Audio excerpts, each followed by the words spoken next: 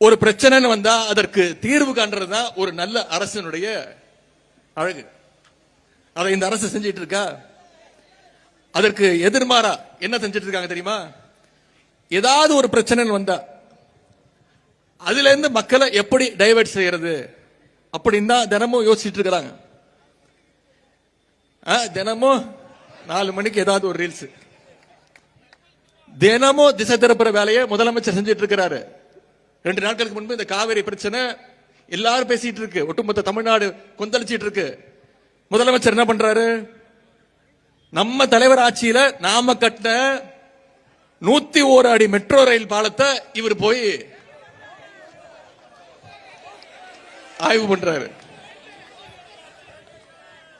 அப்புறம் நம்ம தலைவர் கொண்டு வந்த சென்னை மெட்ரோ ட்ரெயின்ல போய் இவர் டிராவல் பண்ணி ரீல்ஸ் போடுறாரு.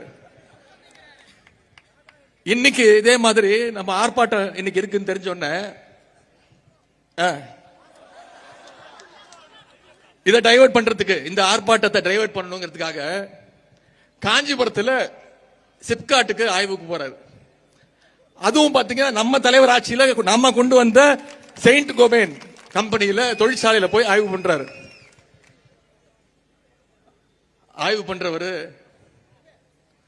சொந்தமா ஒரு திட்டத்தை கொண்டு வந்து அதை செயல்படுத்தி அதை ஆய்வு பண்ணாருன்னா அது நல்லது, அழகா இருக்கும், பார்க்கறதுக்கு நல்லா இருக்கும்.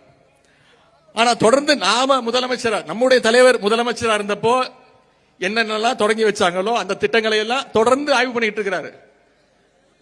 நான் கூட ஒரு மீம் பார்த்தேன், இவர் மெட்ரோ ட்ரெயின்ல போய் ஆய்வு பண்ணி இருக்கிறாரு. அப்புறம் 101 அடி மேல அந்த மெட்ரோ ட்ரெயின்ல போய் ஆய்வு பண்ணும்போது பாக்குறாரு சென்னை முழுக்க அத்தனை திட்டங்கள் தெரியுது. அவர் மைண்ட் வாய்ஸ், ஏன்பா எனக்கு ஓட்டு போட்டீங்க, இவ்வளவு பண்ணி வச்சிருக்காங்க தமிழ்நாட்டுக்கு, சென்னைக்கு, அப்படின்னு ஒரு மீன் பார்த்தேன். இன்னும் முதலமைச்சருக்கு புரியுற மாதிரி சொல்லணும்னா, ஊரா வீட்டு நெய்ல அவர் வீட்டுக்கு இன்னைக்கு ஸ்வீட் செஞ்சிட்டு இருக்கிறாரு. அவர் பாஷையில சொன்னதான் அவருக்கு புரியும்.